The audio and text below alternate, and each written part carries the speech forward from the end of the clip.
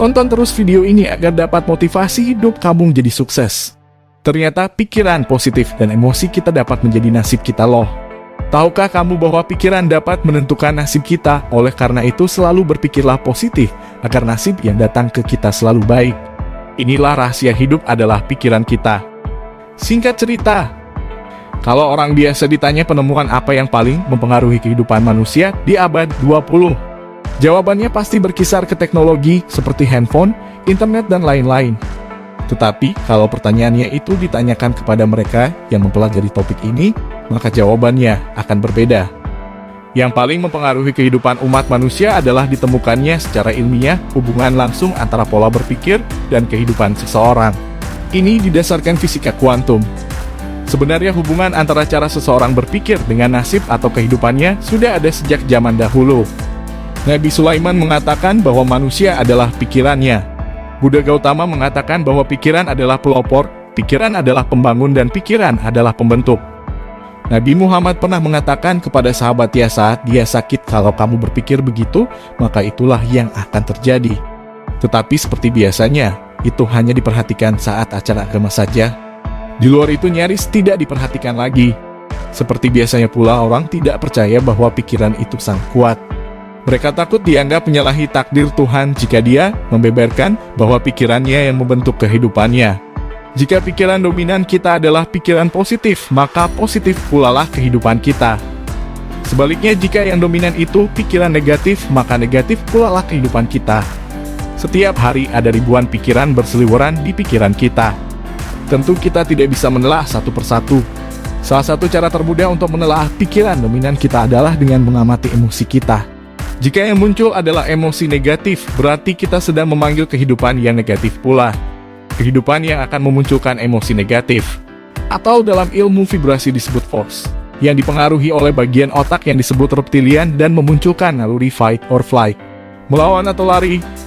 Sebaliknya, yang emosi positif dalam ilmu vibrasi disebut power, lebih ke fungsi neocortex yaitu wisdom.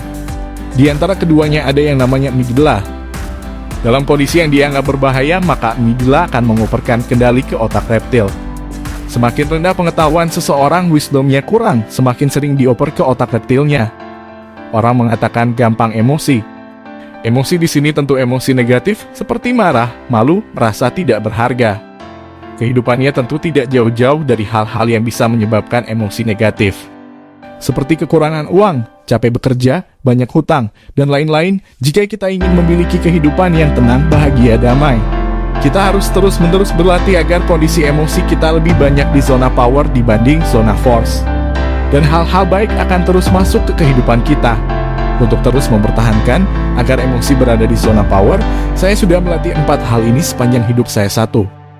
Membiasakan diri untuk menerima. Tidak ada daun jatuh dan debu terbang tanpa seizin Allah. Sehingga akan nampak aneh kalau ada orang yang mengaku dirinya beriman kepada Sang Pencipta dan Pemilik kehendak, tetapi protes jika ada kejadian yang tidak cocok dengan keinginannya. Padahal seharusnya dia tahu bahwa itu terjadi karena Allah mengizinkan itu terjadi. Saya membiasakan diri untuk berpikir bahwa meskipun saya gulung koming sambil teriak-teriak, kejadian itu sudah tidak bisa dibatalkan. Jadi ya tenang saja. 2. Membuat daftar syukur berisi hal-hal yang saya syukuri yang terjadi sepanjang saya ingat. Kemudian membuat jurnal syukur selama 3 bulan. Setiap malam mencatat minimal 10 hal yang perlu disyukuri. 3.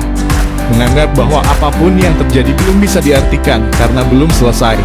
Banyak kejadian orang yang tadinya marah-marah karena ketinggalan pesawat mendadak sujud syukur karena ada kejadian buruk terjadi atas pesawatnya. Dari merasa sebagai orang tersial, berubah menjadi orang paling beruntung. 4. Menganggap orang lain yang sedang emosi itu gila sementara. Dengan begitu kalau kita diejek, direndahkan, dan sebagainya bisa tenang. Toh orang gila yang melakukan.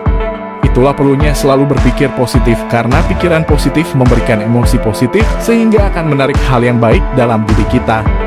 Inilah rahasia hidup tenang, rahasia hidup bahagia, rahasia hidup sukses, dan rahasia yang disembunyikan. Demikian video ini dapat menjadi motivasi sukses dalam hidup kita. Semoga bermanfaat. Terima kasih.